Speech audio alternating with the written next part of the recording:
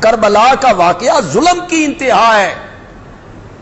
اس خاندان کے ساتھ ظلم ہوا، ان کے خیموں کو آگ لگائی گئی، ان کے ساتھ زیادتی کی گئی. حالت دھوکے سے جن لوگوں نے بلایا انہیں خط لکھ کے عین موقع پہ وہ آنکھیں چرا گئے،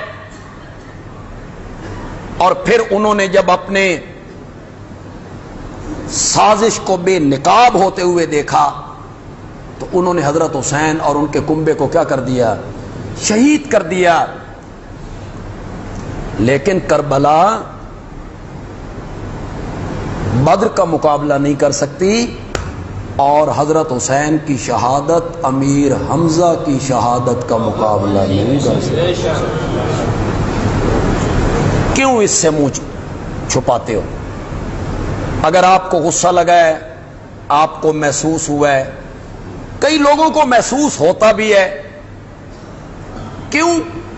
حضرت حسین رضی اللہ تعالی عنہ سے عقیدت ہے، پیار ہے، ہونا بھی چاہیے.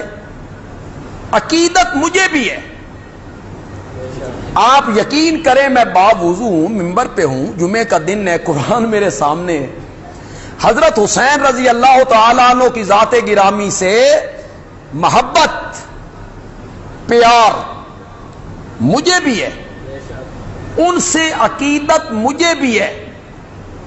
کیوں نہ ہو عقیدت مجھے کہ میرے آقا حضرت فاطمہ کے گھر کے سامنے سے گزرتے ہیں، اندر سے حضرت حسین کے رونے کی آواز آتی ہے، تو آپ ان کے گھر میں تشریف لے جا کے کہتے ہیں فاطمہ حسین نو چپ کرا، اس دے روون نال مین تکلیف ہوندی. میرے نبی کے وہ نواسے ہیں، اور ایک نانا کو جو نواسوں سے پیار ہوتا ہے وہ کسی سے ڈھکا چھپا نہیں ہے. عقیدت مجھے بھی ہے کہ وہ میرے نبی کے نواسے ہیں، راکب بردوش رسول ہیں. انہیں میرے نبی نے گھٹی لگائی، جھولی میں بٹھایا، کئی موقع پہ جھولی میں بٹھا کے میرے نبی نے حضرت حسین سے کہا افتح فاک یا بنیا، میرے پیارے بیٹے منہ کھولو. اور ننھے حسین نے منہ کھولا تو میرے پیارے پیغمبر نے اپنی لعاب اس کے منہ میں ڈال دی. یہ کوئی کم شرف نہیں ہے. ذرا ایک منٹ کے لیے سوچئے تو صحیح، لعاب کس کی ہے؟ سوچو تو صحیح، ذرا سوچو تو صحیح، لعاب کس کی ہے؟ وہ حضرت حسین رضی اللہ تعالی عنہ کے منہ میں آپ نے ڈالی. عقیدت مجھے بھی ہے، اور میں بھی چاہتا ہوں کہ حسین آگے ہو. دل میرا بھی کرتا ہے، عقیدت کے رنگ میں ڈوب کے دل میرا بھی کرتا ہے کہ سارے صحابہ سے حسین آگے ہو. لیکن میں کیا کروں، مجھے قرآن یہ کرنے نہیں دے. میں کیا کروں؟ عقیدت اور چیز ہے اور حقیقت یہ مجھے نہیں کرنے دیتا. بتاؤ میں کیا کروں؟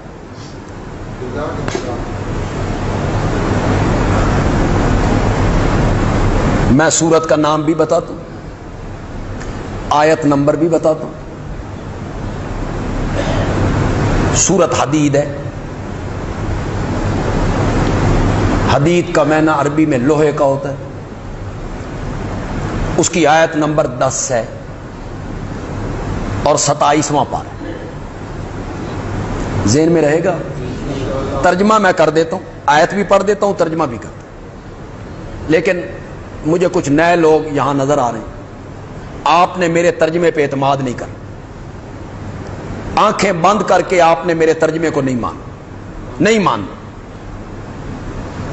آپ نے گھر جانا ہے یا کسی مسجد میں جانا ہے، وہاں جو ترجمے والا قرآن ہونا آپ نے اٹھا لے. قطع نظر اس سے کہ ترجمہ کرنے والا دیوبندی ہے، بریلوی، اہل حدیث ہے، یا ترجمے کرنے والا کوئی شیعہ ہے. چلے، 2 شیعہ علماء نے قرآن کا ترجمہ کیا اردو میں. ہم نے وہ ترجمہ پڑھا بھی. مولوی مقبول دہلوی اور مولوی فرمان علی. قرآن پاک کا اردو میں ترجمہ، وہ دو شیعہ عالم ہیں، تو ترجمہ شیعہ عالم کا ہو یا دیوبندی عالم کا ہو یا بریلوی عالم کا ہو یا اہل حدیث عالم کا ہو، بولو انصاف کی بات میں نے کی ہے یا نہیں کی؟ میں کہتا نا دیوبندیاں دا ترجمہ ویکھو بس یہ غلط ہوتا. کسی عالم کا ترجمہ، مولانا فتح محمد جلندری، ڈپٹی نذیر، مولانا ابوالکلام آزاد، مولانا ابوالعلا مودودی، مولانا امین حسن اصلاحی، پیر کرم شاہ صاحب بھیروی، انہوں نے بھی ترجمہ کیا قرآن کا، انہوں نے بھی قرآن کا ترجمہ کیا. مولانا غلام رسول سعیدی، یہ کراچی کے بریلوی عالم ہوئے، انہوں نے قرآن کا ترجمہ بھی کیا، قرآن کی تفسیر بھی انہوں نے لکھی، تبیان القرآن. ہم نے ترجمہ بھی پڑھا، ہم نے ان کی تفسیر بھی پڑھی. پیر کرم شاہ صاحب کا ترجمہ بھی ہم نے پڑھا، ان کی ہم نے تفسیر بھی.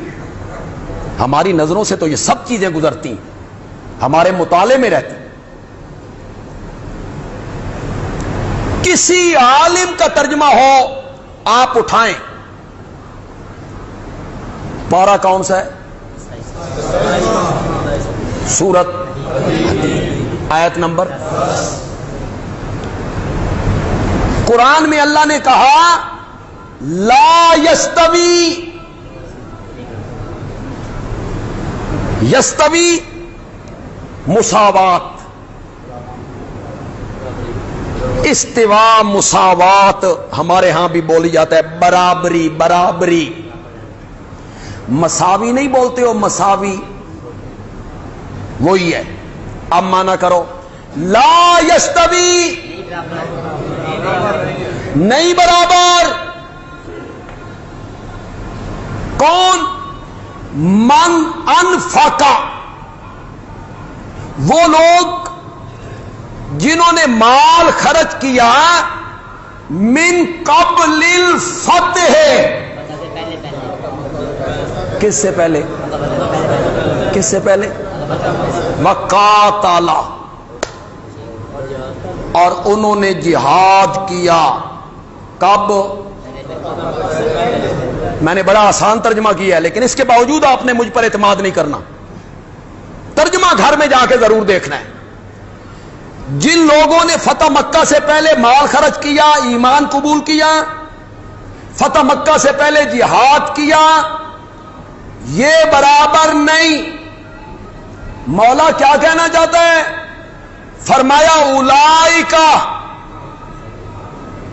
ان کے یعنی پہلے والوں کے اعظم درجۃ، اعظم بلند کے بہت بلند، اولئکا اعظم درجۃ، ان کے درجے بہت بلند ہیں. مولا کنہ نالوں؟ فرمایا من الذین، ان لوگوں سے انفقوا، جنہوں نے مال خرچ کیا، من بعد وقاتلوا، اور انہوں نے جہاد کیا. کب؟ یہ قرآن ہے، اور قرآن ہی سچ کہتا ہے. اللہ کہتے ہیں میں حق ہوں اور حق ہی کہتا ہوں. میں حق ہوں اور حق ہی کہتا ہوں. دو درجوں میں صحابہ کو بانٹ دیا، دو درجوں میں بانٹ، دو جماعتیں بنا دی. فتح مکہ سے پہلے ایمان لانے والے،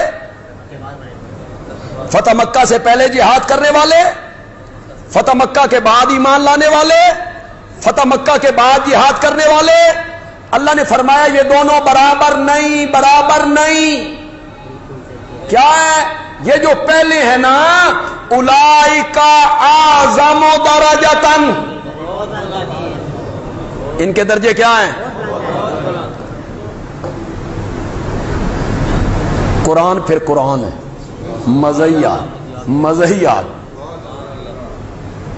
یہ آپ نے سنا اور مومنوں نے سنا، ہمارے ملک کے کئی مفکرین نے سنا، تو انہوں نے بعد والوں پر تنقید شروع کر دی۔ اللہ کہتا ہے بعد والوں کا مرتبہ پہلوں کا کیا ہے؟ انہوں نے فتح مکہ کے دن ایمان لانے والے، فتح مکہ کے بعد ایمان لانے والے، ان کو اچھی نظروں سے نہ دیکھا، اپنی کتابوں میں، تحریروں میں، تقریروں میں تنقید کی۔ اللہ نے فرمایا ہیں دو درجے، فتح مکہ سے پہلے، فتح مکہ کے بعد، پہلوں کا درجہ بلند ہے، لیکن کلن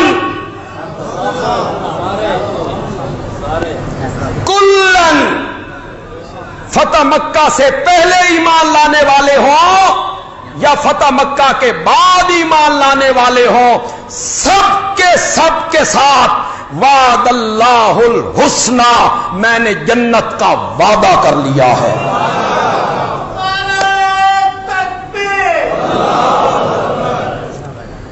میں نے ان کے ساتھ کس کا وعدہ کر لیا ہے؟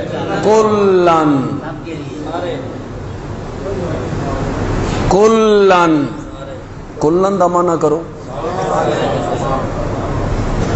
اس کلن میں معاویہ کوئی نہیں،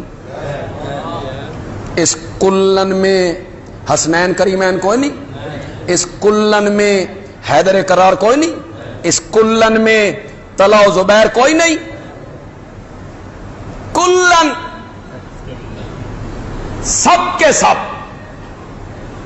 وعد اللہ الحسنی، اللہ نے ان کے ساتھ کیا وعدہ کر لیا ہے؟ جنت کا وعدہ کر